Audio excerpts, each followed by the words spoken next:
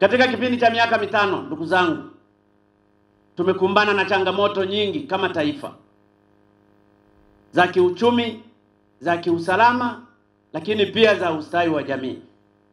Tumejitahidi kwa kushirikiana na waheshimiwa wabunge, waheshimiwa madiwani, lakini na Watanzania wote wa vyama vyote, katika kuhakikisha tunaleta mabadiliko ya kweli katika nchi yetu. Wakati naingia miaka mitano iliyopita, nchi yetu ilihesabika ni nchi ya uchumi wa chini, nchi maskini. Leo tunatambulika dunia nzima kwamba nchi yetu ni ya uchumi wa kati. Jipongezeni ndugu zangu wa Tanzania. Wakati naingia miaka mitano, ninyi ni mashahidi. Kwa sababu katika kipindi cha miaka mitano, ndugu zangu, tumeweza kujenga dispensary Tanzania nzima zaidi ya 1200. Tumejenga vituo vya afya Tanzania nzima zaidi ya 487. Tumejenga hospitali za wilaya, na ninyi hapa Chato ni mashahidi, zaidi ya 98. Tumejenga hospitali za mikoa 10. Tumejenga hospitali za rufaa 3 na zingine zinakuja. Haya yote ni mafanikio. Lakini pia katika kipindi cha miaka mitano, ndugu zangu, tumeweza kuongeza bajeti ya madawa. Zamani hata ukienda hospitali unaandikiwa tu cheti, unaambiwa nenda kanunue fulani. Hata hapa mlikuwa mnaandikiwa tu vyeti, mnaambiwa nenda kanunue kwa fulani, sitaki kutaja. Leo bajeti ya madawa imeongezeka kutoka bilioni 31 hadi bilioni 270 kwa mwaka. Haya si mambo ya kupuuzwa. Lakini pia hata usambazaji wa madawa kupitia maduka ya MSD yameongezeka. Tulifanya hivi, ndugu zangu wananchi mliohudhuria hapa, katika kujenga mwelekeo mpya kwamba unapotaka kujenga uchumi wa nchi yoyote, lazima ujenge uchumi wa watu walio na afya njema. Uwezi ukajenga uchumi wa wananchi wako ambao ni wagonjwa, wanapokwenda kutibiwa hawapati matibabu. Tulizungumza na tukaweka mipango mizuri ya chama chetu kwamba wazee pamoja na watoto ni lazima watibiwe bure. Lakini tukaweka mikakati pia kwamba sasa tuanze na bima ya afya. Na ndiyo maana katika ilani ya uchaguzi ya mwaka huu tunataka bima ya afya ichukue Watanzania wote. Na ninapowaambia ndugu zangu, kwa sasa hivi Watanzania mpaka tutakapofika mwishoni mwa mwaka huu, ukijumlisha na Zanzibar, tutakuwa karibu watu milioni 62. Chato hoye! Tanzania hoye! Hili ni katika swala la afya, kwamba tuliamua kujikita katika fedha za makusanyo tunayoyapata tuweze kufanya investment ya kutosha katika swala la afya. Ninyi hapa ni mashahidi, Kachwamba ni mashahidi, Bwanga ni mashahidi, na vituo vingine vingi vimejengwa. Haya ni mafanikio. Ni rahisi mtu kuzungumza hiki sio chochote. Katika masuala ya miundombinu, ndugu zangu wa Chato, ninyi ni mashahidi. Ni mashahidi sana. Hata kwenye bandari ya Chato hapa watu waliwahi kufa wakati meli ilipokuwa ikija enzi zile, mpaka wapakiwe kwenye mtumbwi. Baadaye zile meli zikatoweka baada ya MV Bukoba kuzama. Wapo ndugu zetu waliozama kwenye hiyo meli. Imekaa zaidi ya miaka 20. Meli tulizokuwa tunazizoea kuziona majini zikapotea. Ndugu zangu wa haya wanafahamu, Wazirankende, Wayango, jinsi walivyokuwa wamezoea kufanya biashara. Na mmoja aliyekuwa anafanya biashara ya ndizi pale Kemondo ndiyo katibu mkuu wangu wa Chama cha Mapinduzi, ndugu Lakuro.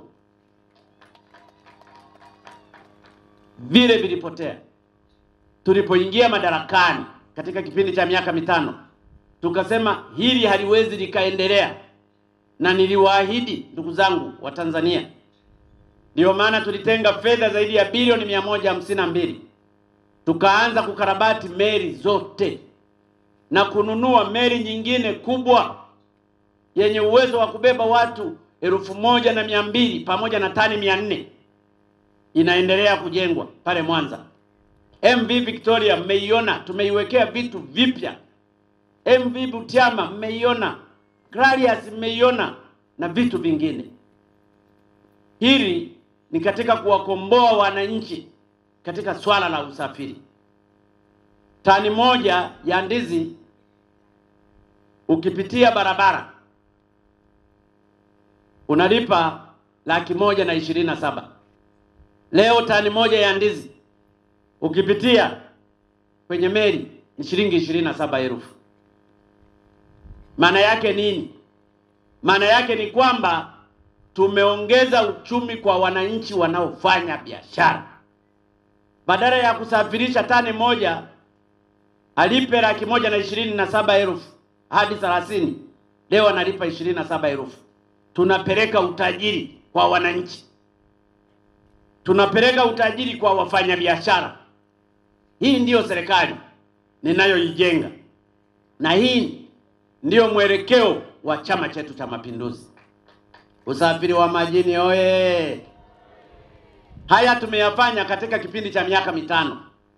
Ndiyo maana tunasimama hapa tena ndugu zangu kuwaomba mtupe tena miaka mingine 5 tukafanye maajabu makubwa zaidi ya haya ambayo mmeyaona. Tanzania oye! Chato oye! Katika swala la miundombinu hatukufanya tu masuala ya bahari ya ziwani. Tumepanua bandari zetu. Tumenunua meli zingine kule Nyasa na mengine mengi. Lakini pia tumeendelea kushughulikia masuala ya barabara pamoja na madaraja. Leo ukienda Busisi pale, na ninyi ndio wapitaji wa barabara hilo, tunatengeneza daraja ambalo litakuwa refu kuliko madaraja yote yaliyoko Afrika Mashariki. Daraja hili limeshaanza kujengwa, lina urefu wa kilomita 3.2 na linagharimu bilioni 700. Hakuna mtu alitegemea kwamba katika kipindi cha miaka 5 tutapata fedha sisi wenyewe, wala sio za mikopo, za kujenga daraja lenye mfano katika Afrika Mashariki lenye urefu wa kilomita 3.2. Ndio maana tunawaomba ndugu zangu, mtupe tena miaka 5. Haya tunayoyafanya, haya maajabu yanayoonekana ni maajabu, tutayafanya kweli. Kwa sababu kila mkoa, kila kijiji yapo tuliyoyafanya. Ukienda Dar es Salaam kuna mpaka barabara za kupita juu zenye gorofa. Hakuna mtu alitegemea kitu hiki. Vitu hivi vilikuwa vinaonekana Ulaya.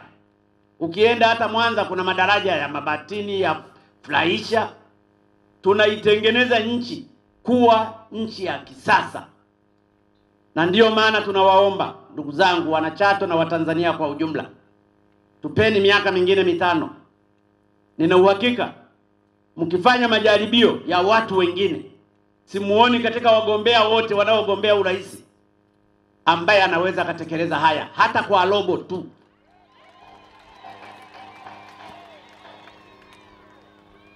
Hata kwa robo hayupo.